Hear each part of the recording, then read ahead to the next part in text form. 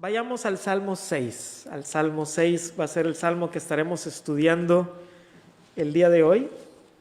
Salmo número 6. Y antes de darle lectura a este salmo, quisiera que vean, si tienen ustedes una Biblia Reina Valera e incluso si es otra versión, van a ver que tiene dos subtítulos este salmo. El primero dice, oración pidiendo misericordia en tiempo de prueba, y ese es un subtítulo que no está en los manuscritos antiguos, sino que eso se lo ponen los editores de la Reina Valera para orientarnos.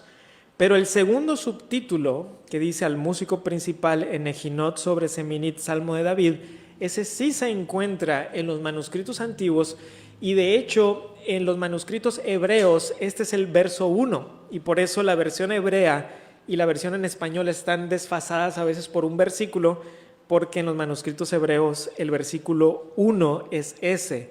Algunas versiones modernas lo tienen como el versículo 0. Entonces vamos a darle lectura al Salmo 6 desde el subtítulo. Lo voy a leer yo y ustedes me siguen con su vista, y voy a leer desde el segundo subtítulo. Dice, al músico principal en Ejinot sobre Seminit, Salmo de David.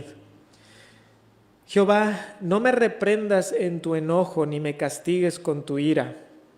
Ten misericordia de mí, oh Jehová, porque estoy enfermo. Sáname, oh Jehová, porque mis huesos se estremecen, mi alma también está muy turbada, y tú, Jehová, ¿hasta cuándo? Vuélvete, oh Jehová, libra mi alma. Sálvame por tu misericordia, porque en la muerte no hay memoria de ti.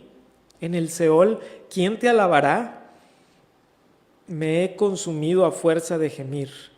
Todas las noches inundo de llanto mi lecho. Riego mi cama con mis lágrimas. Mis ojos están gastados de sufrir. Se han envejecido a causa de todos mis angustiadores. Apartaos de mí, todos los hacedores de iniquidad, porque Jehová ha oído la voz de mi lloro. Jehová ha oído mi ruego, ha recibido Jehová mi oración. Se avergonzarán y se turbarán mucho, todos mis enemigos se volverán y serán avergonzados de repente. Vamos a orar. Esta es tu palabra, Señor, inspirada, infalible, inerrante para nosotros hoy, escrita hace mucho tiempo, por lo menos este salmo, hace unos 3000 años, pero tan relevante para nosotros el día de hoy. Y queremos pedirte, como te pidió el salmista, abre nuestros ojos y miraremos las maravillas de tu ley. Porque lo pedimos en el nombre de tu Hijo, Jesucristo. Amén. Aquella tarde me desperté completamente desorientado y con muchísimo dolor. Empecé a ver a mi alrededor que pasaban algunas enfermeras y no podía ni siquiera hablarles. Acababa de salir de mi primer cirugía, la primer cirugía grande que he tenido y la única que he tenido hasta ahora.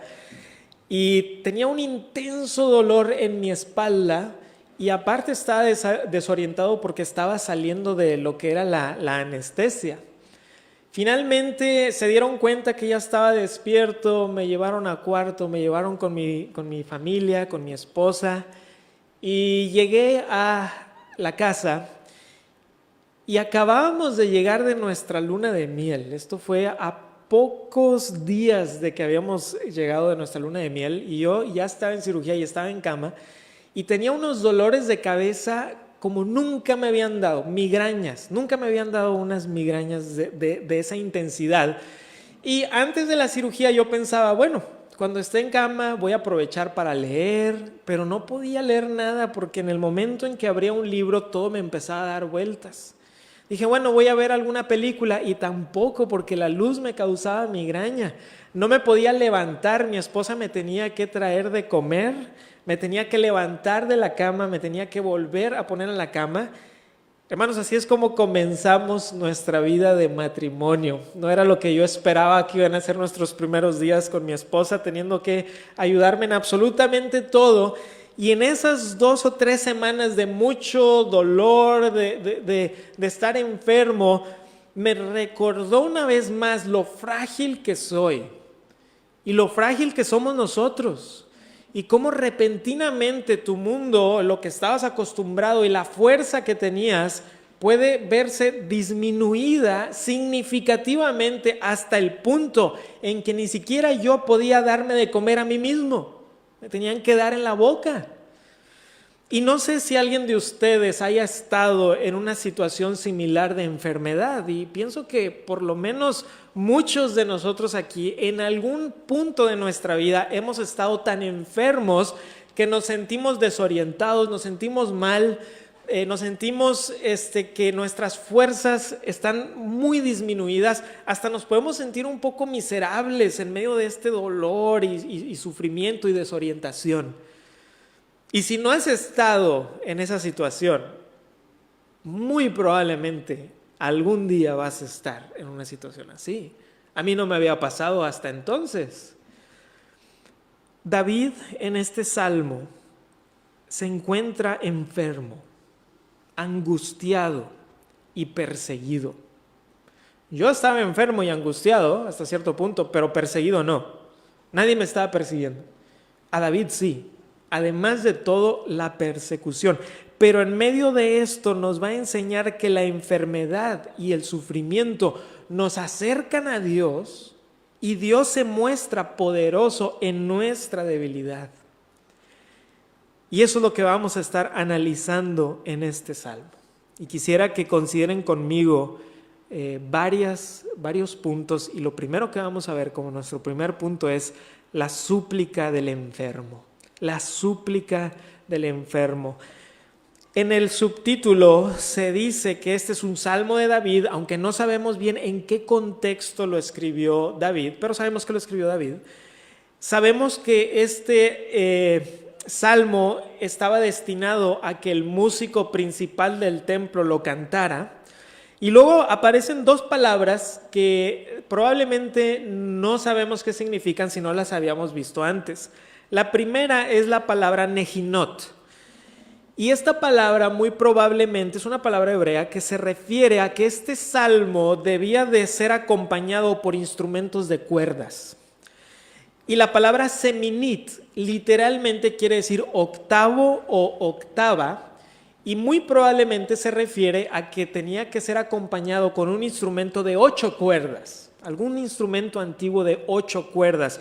Y todo esto tiene sentido si recuerdan que David era un cantor, era un salmista y tocaba el arpa, un instrumento de cuerdas. Entonces muy probablemente este salmo se entonaba con instrumentos de cuerdas para recordar al autor, a David, y la situación en la que David había estado y cómo la situación de David se aplica a nosotros. Y vamos a ver cómo aplica a nuestro Señor Jesucristo y aplica a nosotros también.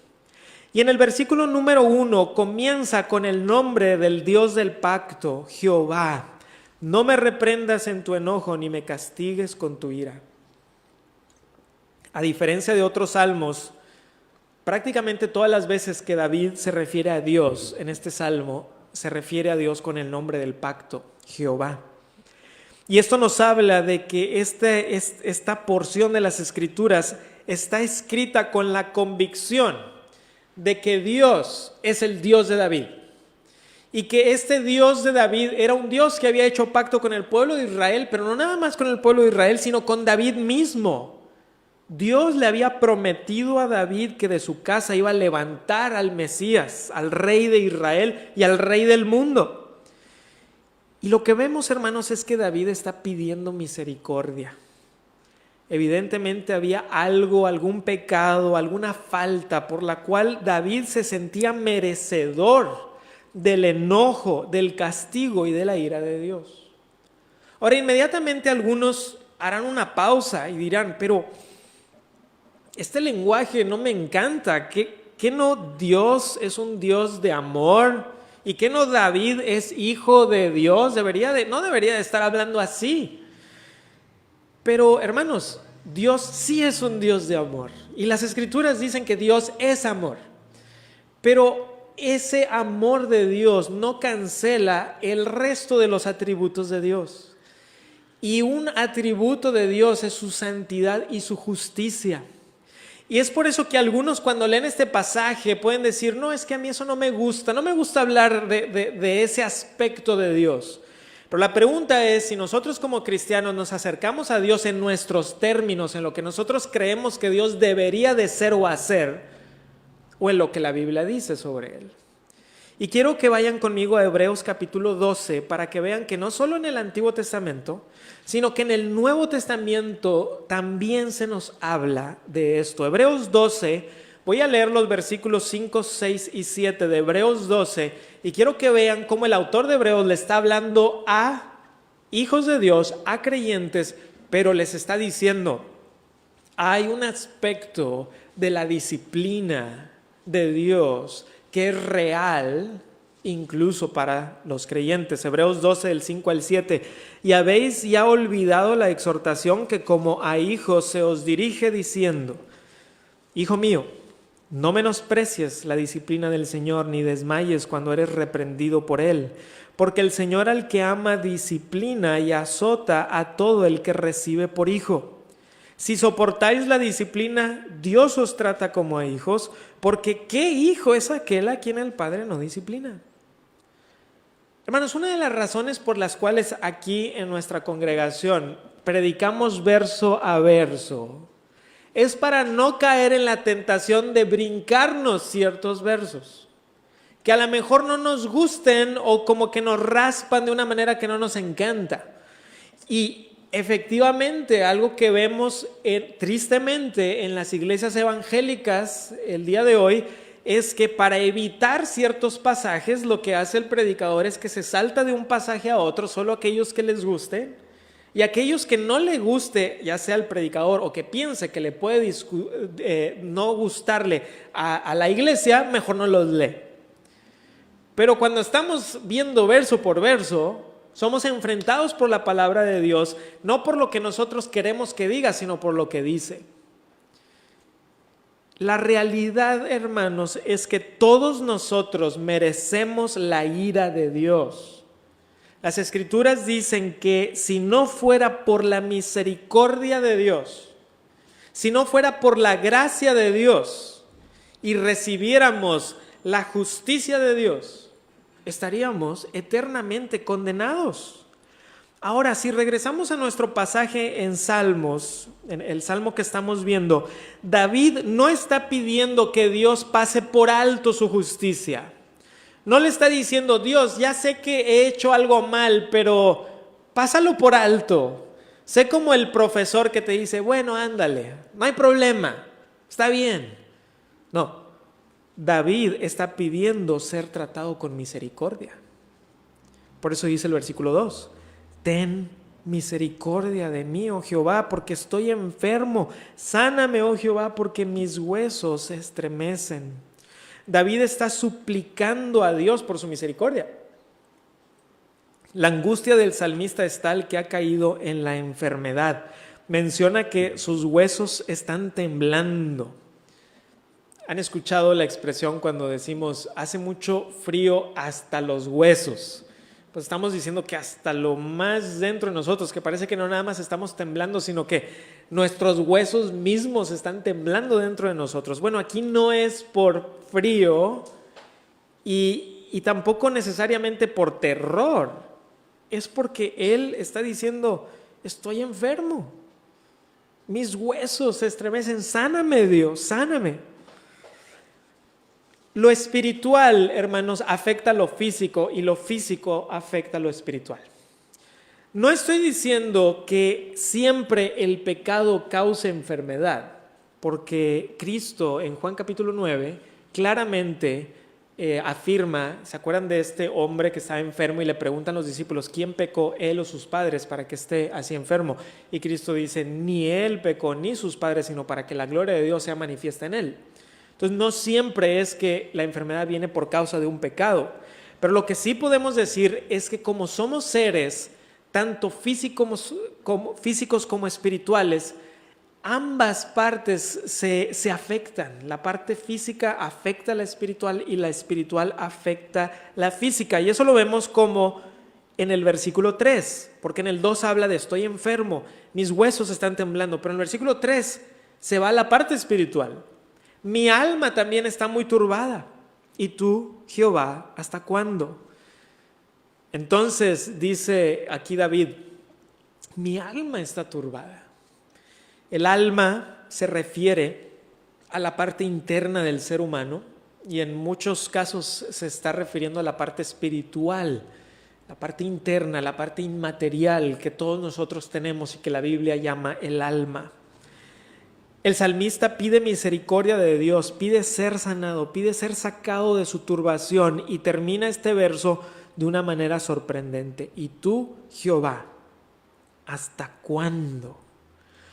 Este es el grito desesperado de un hombre en angustia. ¿Hasta cuándo seguiré enfermo? ¿Hasta cuándo seguiré turbado? ¿Hasta cuándo saldré de esta prueba? Y debemos de ser muy cuidadosos en ver qué es lo que está diciendo el salmista. Porque por un lado está siendo profundamente honesto.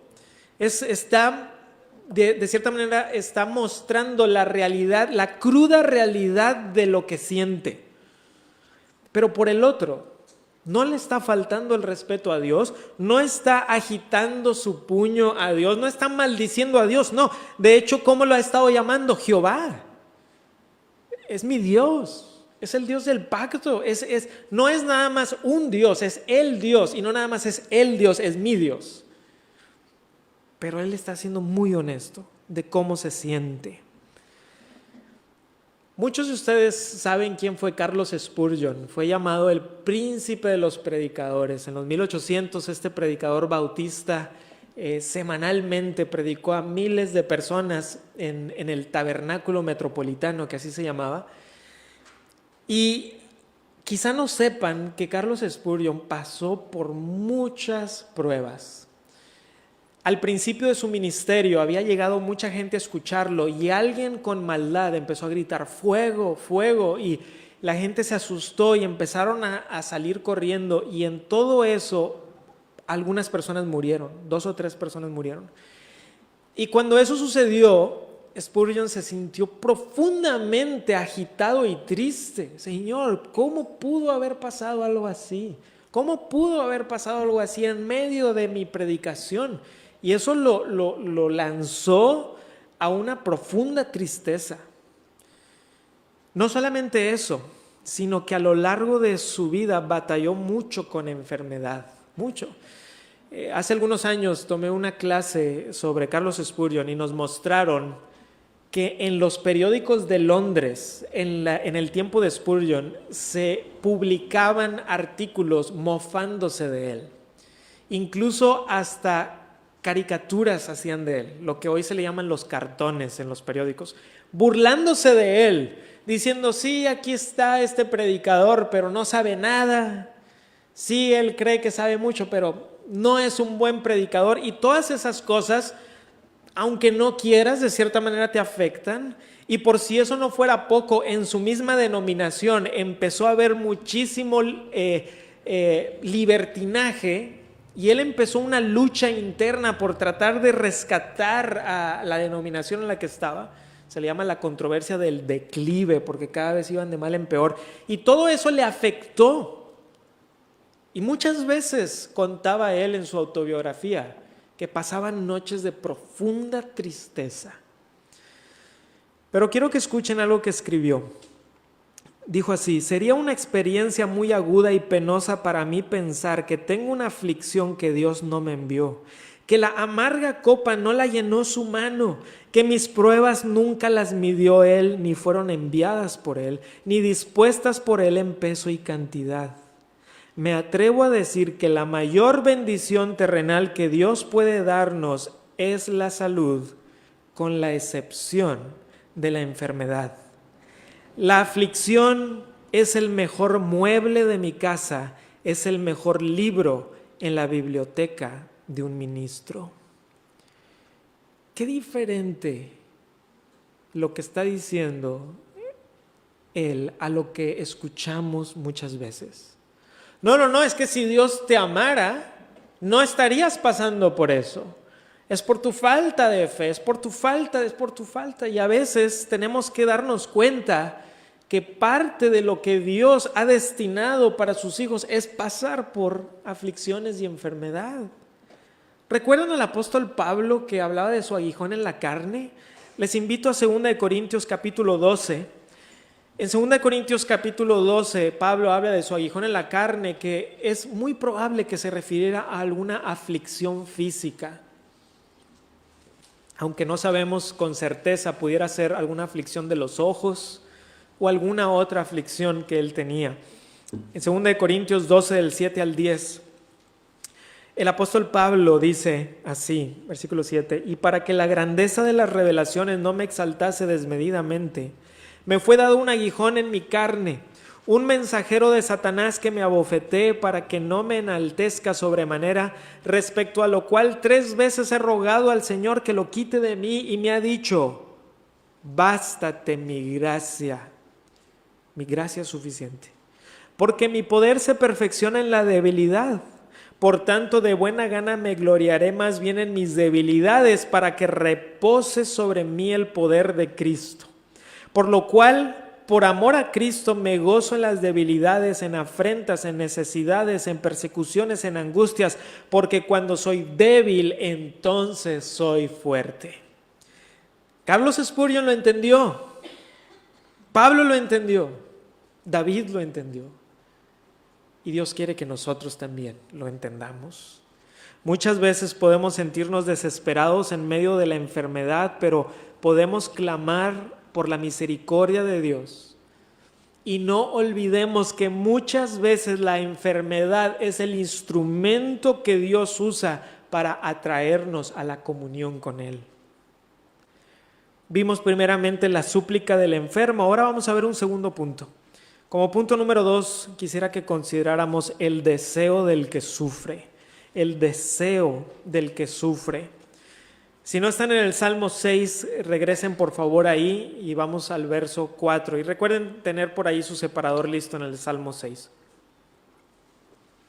Vuélvete, oh Jehová, libra mi alma, sálvame por tu misericordia. Hermanos, por supuesto, el salmista sabe que Dios está en todo lugar, que es omnipresente, pero aquí está hablando de cómo se siente en lo profundo de su corazón. Recuerden que los salmos son exposiciones de lo profundo del corazón. Siente como si Dios se hubiera retirado. Y de hecho, la semana pasada vimos al Señor Jesucristo colgado en la cruz, exclamando, Dios mío, ¿por qué me has desamparado? Jesucristo lo sintió, el salmista lo sintió, y muchas veces nosotros podemos sentirnos así.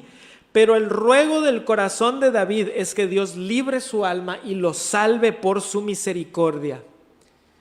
Y la palabra misericordia aquí es la palabra Gesed, que hemos estado estudiando, que hemos estado viendo, que hemos estado meditando. En el verso 2, la palabra misericordia no es Gesed, es otra palabra hebrea, pero en este verso sí lo es. Y comenzamos a ver el deseo del que sufre, y como veremos en los próximos versos, el salmista está en sufrimiento. Y lo que desea principalmente es la salvación de su alma. Pero la salvación que busca no es una salvación por obras. No está diciendo, Dios, sálvame. ¿Qué penitencia tengo que hacer? ¿Cuánto dinero tengo que pagar? No. Dice, Dios, por tu misericordia. El pastor y teólogo William Plumer escribió, la gran misericordia de Dios recibe gran honor cuando extiende gran favor a grandes pecadores. La gracia de Dios brilla, hermanos, cuando se extiende sobre nosotros, porque no merecemos nada. Dios se complace en extender su misericordia y gracia sobre aquellos que no lo merecen, como David, y como yo, y como tú. Versículo 5 dice, porque en la muerte no hay memoria de ti, en el Seol, ¿quién te alabará? Y una vez más, David está hablando desde la perspectiva de lo que está sintiendo. David sabe que si Dios lo juzga por su justicia y no con su misericordia, lo que merece es morir y lo que merece es ir al Seol. La palabra Seol en el Antiguo Testamento, hermanos, es una transliteración del hebreo. La palabra hebrea es Sheol, prácticamente idéntica. Y la palabra Seol en el Antiguo Testamento tiene varios significados, todos más o menos relacionados. A veces simplemente Seol se refiere a la tumba, simplemente una tumba. Pero muchas veces la palabra Seol se refiere al lugar de los muertos, al lugar en el que van los muertos. Y en algunos contextos, no en todos, pero en algunos contextos como en este, se refiere al lugar en donde van los muertos injustos, los que no han sido justificados por Dios, los que no han confiado en Él. Y David está diciendo, si no es por tu misericordia, yo merezco ir a ese lugar. Si no es por tu gracia, yo merezco estar en el lugar de los muertos impíos. Es solo por la gracia de Dios que podemos venir a la presencia del Señor para alabar a Dios y para conmemorar lo que Dios ha hecho en nuestras vidas. Entonces, este versículo, un pastor lo parafraseó de esta manera: Dios, no me mandes a ese terrible lugar donde no hay memoria piadosa de ti y donde ningún justo te alaba. Por eso en el versículo 4 está clamando por misericordia, porque Él no quiere terminar en el Seol. Y hermanos, nosotros también, si no fuera por la misericordia de Dios, terminaríamos en la condenación eterna. Y en la condenación eterna nadie está alabando a Dios. En la condenación la gente está en sufrimiento y maldiciendo. Es solamente en la presencia de Dios que podemos conmemorar y recordar las virtudes de Dios y alabarle por toda la eternidad. O sea, David está diciendo: Señor, si tú no me salvas, si no es por tu misericordia, lo que yo merezco es el Seol.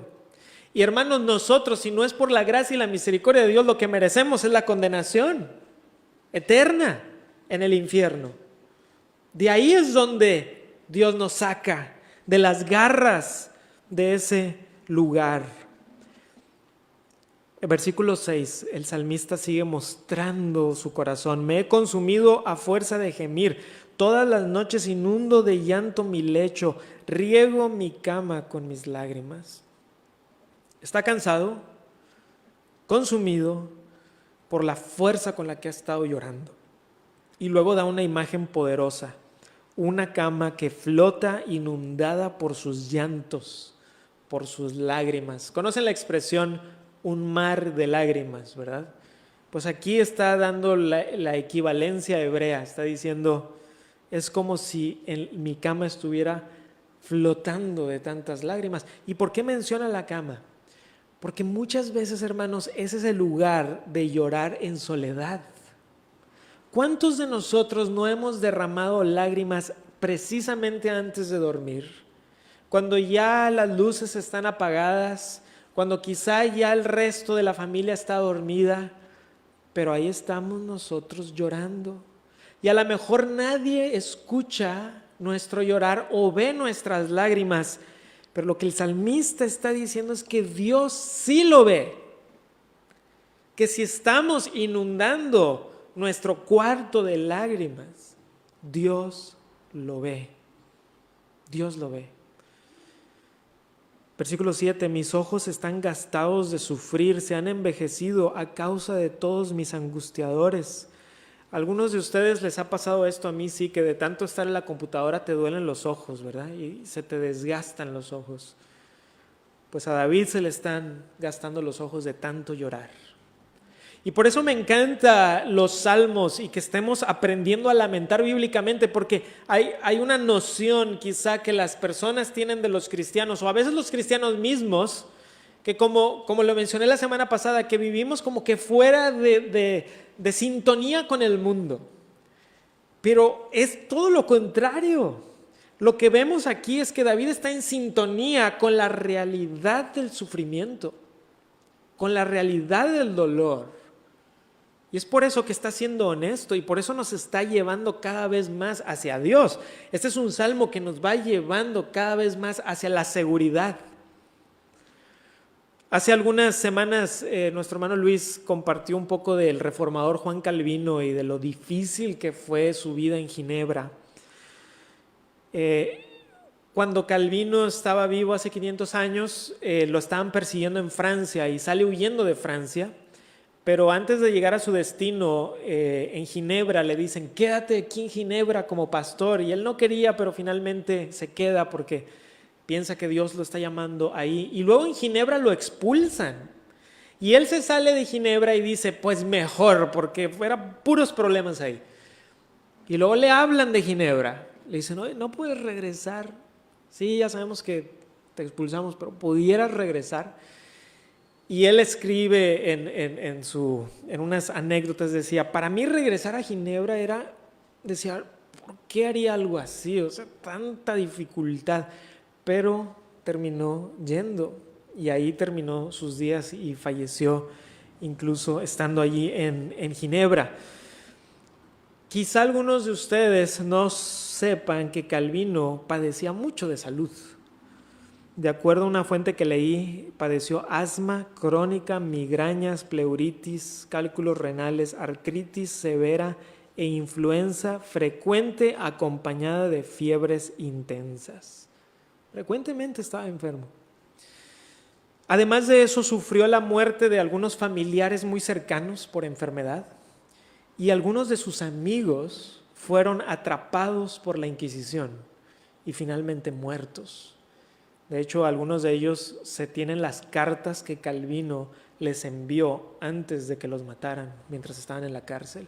¿Ustedes creen que a una persona eso no le causaría tremendo dolor? ¿No creen ustedes que él pasó noches sin dormir, llorando, pensando en estos amigos suyos encarcelados y próximos a morir, en familiares que habían muerto, en su propia debilidad? Y como dijo el apóstol Pablo, y el peso de las congregaciones. Pero él fue un hombre que con todos sus errores, porque tuvo errores, no fue un hombre perfecto de ninguna manera, pero él buscó glorificar a Dios. Y escribió esto: nadie se someterá tranquila y silenciosamente a llevar la cruz, excepto aquellos que han aprendido a buscar su felicidad más allá de este mundo. Mirar la eternidad es lo que lo mantenía firme y lo que lo mantenía caminando. El deseo del que sufre debe ser la salvación de Dios, la misericordia de Dios, la gloria de Dios. La súplica del enfermo, el deseo del que sufre. Vamos a ver una tercera cosa. Tercer punto, la seguridad del que confía. La seguridad del que confía. A partir del versículo 8 hay un giro, hay un cambio en el salmista. ¿Y de dónde viene este cambio? De la seguridad y la confianza que tiene en Dios. Miren el versículo 8. Apartaos de mí todos los hacedores de iniquidad, porque Jehová ha oído la voz de mi lloro. Los inicuos, o sea, los hacedores de iniquidad son los enemigos de David, los angustiadores de David, pero él sabe que la respuesta no está en asociarse con ellos. Porque han escuchado ese dicho, ¿no? De que si no puedes combatirlos, pues úneteles. Y David entiende que esa no es la solución. La solución no es unirse a sus enemigos o ser como sus enemigos, sino es más bien es mantener su confianza y santidad en Dios. Su separación para Dios. Él es el rey ungido del Señor. Ha sido separado para algo y entonces él encuentra su confianza. ¿En qué? Dios me ha escuchado. Dios me ha oído. Versículo 9. Jehová ha oído mi ruego. Ha recibido Jehová mi oración. Hermanos, la confianza del creyente viene de que está confiado en que Dios lo escucha, que Dios ve sus lágrimas y que Dios escucha su ruego. Ese es el Dios que tenemos, ese es el Dios que ha hecho pacto contigo y conmigo si eres de Cristo. El Dios del pacto es un Dios al que le interesamos. Él no dice, bueno, sí, llora, en tu soledad, sino que dice, te escucho, no estás solo, estoy oyendo. Él no es ajeno a nuestro llanto, hermanos. Él no es ajeno a nuestro llanto. Y estos versos me recuerdan a nuestro Señor Jesucristo cuando estuvo en el jardín de Getsemaní. Les he dicho que cuando estás en el jardín de Getsemaní puedes ver el monte del templo y después el monte Gólgota. Cristo está orando, viendo por un lado el templo y por el otro lado el otro monte, en el que va a estar colgado en algunas horas. Y en ese jardín le rogaba a su Padre que si era su voluntad pasara de él la copa del sufrimiento. ¿Y qué le dijo Dios? Tienes que tomar la copa. Tienes que tomar la copa. Y Cristo afirmó su rostro y tomó la copa que el Padre dijo que debía de tomar. Y en la cruz colgado sus enemigos pensaban haber triunfado. Por 3 días los poderes de las tinieblas pensaron que habían logrado ganar su primer triunfo contra Dios. Yo me imagino a las huestes y las potestades de las tinieblas diciendo, por fin ganamos en algo, le hemos ganado a Dios, matamos a su Hijo. ¿Y qué pasa al tercer día? La piedra se mueve y Cristo sale triunfante. Y el apóstol Pablo escribió lo siguiente: y despojando a los principados y a las potestades, los exhibió públicamente, triunfando sobre ellos en la cruz. La cruz de la vergüenza se convirtió en la cruz del triunfo. El símbolo de derrota se convirtió en el símbolo de triunfo. Cristo derrotó a sus enemigos en la cruz. La cruz es el triunfo y no la derrota de nuestro Dios. Y de eso habla el verso 10 del Salmo 6. Se avergonzarán y se turbarán mucho todos mis enemigos, se volverán y serán avergonzados de repente. ¿Por qué dice esto el salmista? Porque el salmista está viendo su situación, pero de cierta manera es como si tomara una vista panorámica y viera todo lo que Dios tiene para él y dice, finalmente seré vindicado por Dios porque yo le he amado y le he seguido, y no importa si yo muero, no importa si mi enfermedad es tal que me quita la vida, finalmente el triunfo es de los hijos de Dios, porque en la cruz Cristo venció toda enfermedad, porque en la cruz Cristo venció a todo el que te pueda perseguir. Todo tipo de pecado, angustia, dolor, persecución, en la cruz quedó clavado y triunfado allí. Es por la cruz de Cristo. Y esto nos da la esperanza segura de que los que somos hijos de Dios finalmente triunfaremos con Cristo. Saben que a veces cuando estás viendo una película o un libro y tú todavía no has visto eso, dices, no me la arruines, no me la spoiles. Pero se han dado cuenta que Dios no nos está arruinando nada, pero ya nos dijo el final, ya nos spoileó el final Dios, y el final es Dios gana. Dios gana. Apocalipsis ya está escrito, hermanos. Ya está escrito, y lo que Apocalipsis dice es que el Cordero vence y que la iglesia vence con el Cordero. Y si tú eres hijo de Dios, tú eres hijo del pacto. Ese pacto que desde el Antiguo Testamento vemos con Adán, vemos con Noé, vemos con Moisés, vemos con Abraham, con Isaac, con Jacob, con David. Muchos pactos con Israel, pero luego en Jeremías 31 y Ezequiel 36 se nos dice, sí, pero Dios ha hecho un pacto con personas de todo pueblo, de toda nación y de toda etnia. Y el Nuevo Testamento dice que la iglesia es el pueblo del pacto. O sea que tú le puedes llamar Jehová. Tú puedes decir, Tú eres mi Dios, tú eres el Dios que ha hecho pacto conmigo y con todo el pueblo que es la iglesia de todos los siglos. Y hermanos, se acerca el día en el cual veremos el triunfo absoluto y completo del Cordero, porque en la cruz el triunfo está asegurado. Pero las Escrituras dicen que Cristo viene de nuevo por su iglesia y con su iglesia para reinar con el pueblo que es suyo. Ahorita cantamos, pon tu esperanza solo en Dios y en su poder de salvación. Aquellos que confían hoy, en Él tendrán restauración. Hermano, hermana, confía hoy, confía mañana, confía pasado mañana. Quizá esta ha sido una semana de llorar, quizá te espera una semana de llorar. Dios ve, Dios escucha, Dios responde. Vayamos ahora en oración a nuestro Dios y démosle gracias por su gran misericordia para con nosotros.